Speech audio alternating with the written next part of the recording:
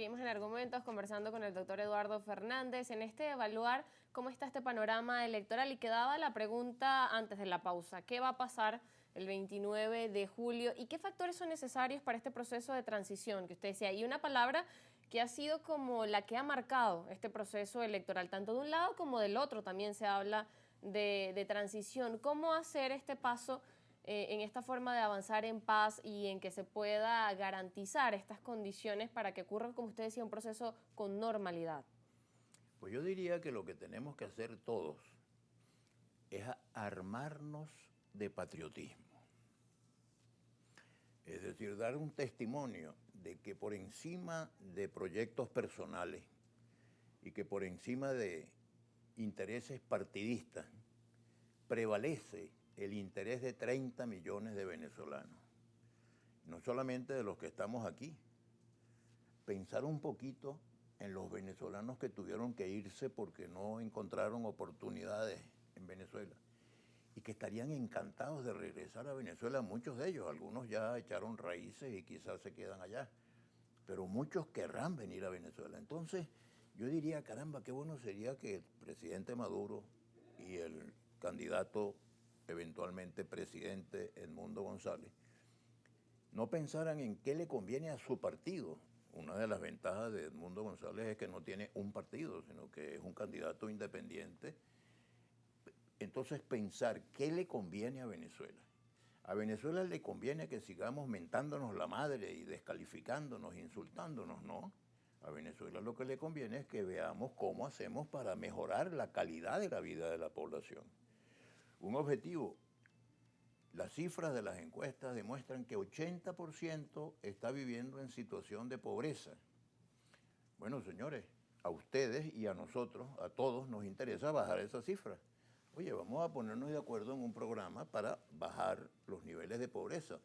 En IFEDEC recomendamos que ese programa se afinque sobre todo en el tema de la educación para el trabajo, porque sin educación nosotros podemos quitarle todo lo que tienen los ricos y repartírselo a los pobres y al cabo de poco tiempo los ricos van a volver a ser ricos y los pobres van a volverse pobres porque hay un problema cultural. Sí, no se resuelve el problema. Entonces, un gran esfuerzo educativo y sobre todo poniendo el acento en la educación para el trabajo. Entonces, esos muchachos de esa familia van a estar preparados para ocupar, por ejemplo, si desarrollamos el turismo genera empleo pero a borbotones.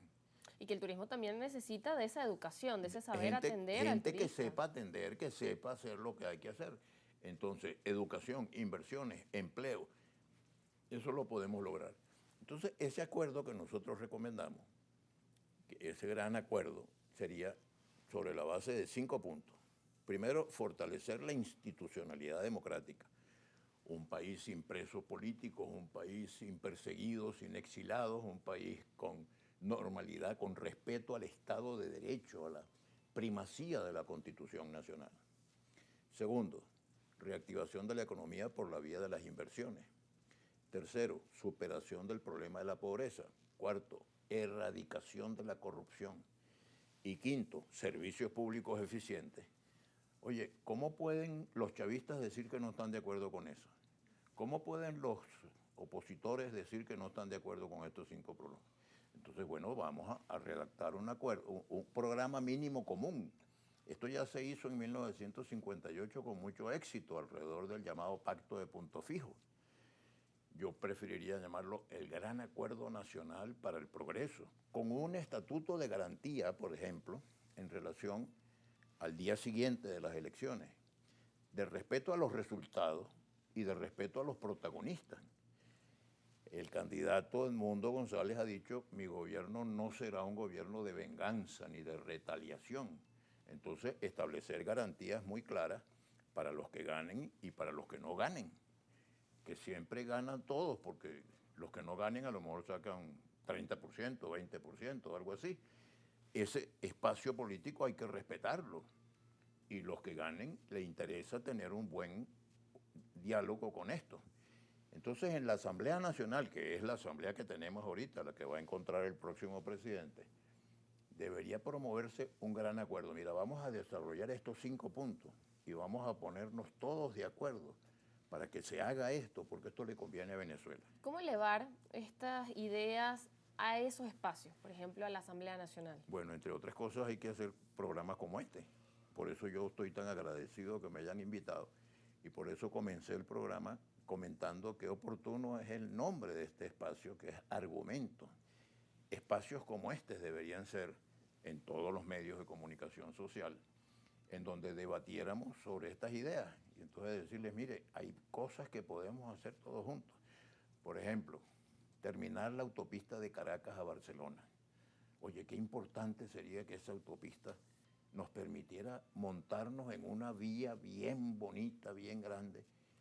Y eso no le cuesta, no, podría hacerse sin costos para el Estado, porque hay el sistema de concesiones, empresas especializadas.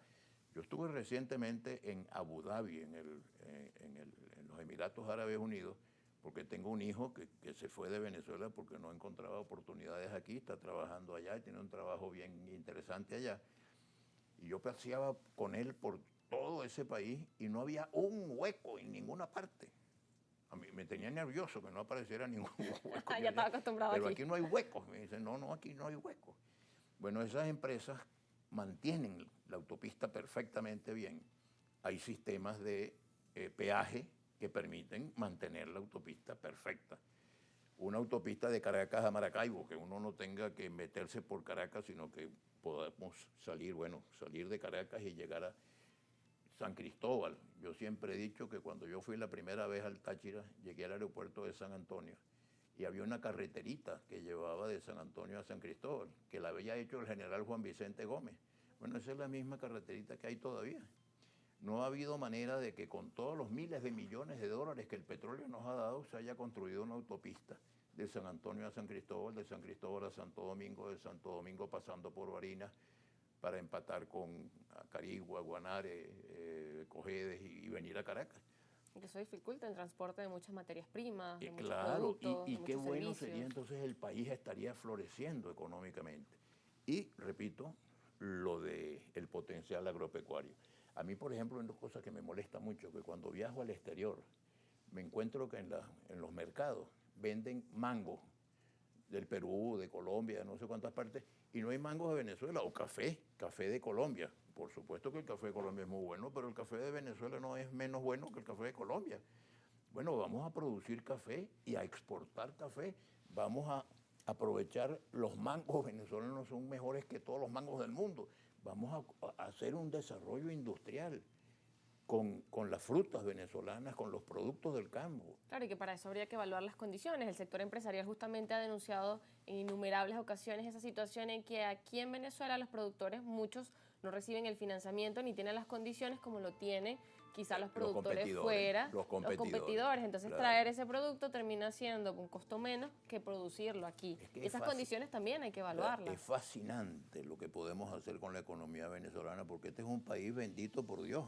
La verdad es que tenemos de todo. Sí, y justo en una de estas conversaciones esta semana también hablaban que, por ejemplo, Venezuela está avanzando en la exportación de camarones y está siendo uno de los 6 países que está en esta exportación de un producto que se puede aprovechar. Y así como ese, hay otros productos también que se pueden aprovechar en los que hay que invertir y sacar ese potencial fuera solamente del sector petrolero. Nosotros fuimos un país atunero, de gran potencialidad, de gran presencia en el mercado. Lo podemos volver a hacer. Entonces, ¿por qué en lugar de insultarnos no trabajamos para hacer cosas buenas a favor del país? Todo esto que estamos conversando supone más y mejor educación. La educación está muy mal, las escuelas están cayéndose, el deterioro del sistema educacional es gravísimo, la desnutrición infantil es un problema gravísimo. Entonces yo me imagino al señor Edmundo González en la Asamblea Nacional diciéndole a los diputados, ¿a ustedes no les duele que los niños estén desnutridos? Aquí está este programa que podemos hacer con la FAO, con la Organización Mundial de las Naciones Unidas para la Alimentación y para la nutrición y los organismos dedicados a la infancia. Vamos a mejorar las condiciones de los niños, porque vamos a tener generaciones de tarados mentales que no se nutrieron oportunamente y eso es un crimen insoportable. vamos, en nombre de los niños venezolanos, vamos a ponernos de acuerdo. Entonces, eso yo creo que finalmente prevalece si hay amor por Venezuela, si hay patriotismo, si el amor por Venezuela es superior al amor por mi partido o al amor por mi persona. Es así, si el Si yo interés lo- estaba... Claro, si yo El lo que interés estoy de es pensando... por los venezolanos y sus necesidades está Claro. por encima del interés personal, son- del poder y de tener pues esa influencia. Y son más de 30 millones de venezolanos que están pendientes de que sus líderes políticos, tanto de un lado como del otro, se pongan de acuerdo para que yo pueda vivir mejor, para que los venezolanos, la familia venezolana pueda vivir Así mejor. es, de ver esos resultados, que como lo decíamos y siempre aquí mencionamos, resultados que se vean, que no solo sean de palabras, sino que vengan acompañados de hechos. Nos corresponde ir a la pausa, doctor Eduardo Fernández, pero ya venimos.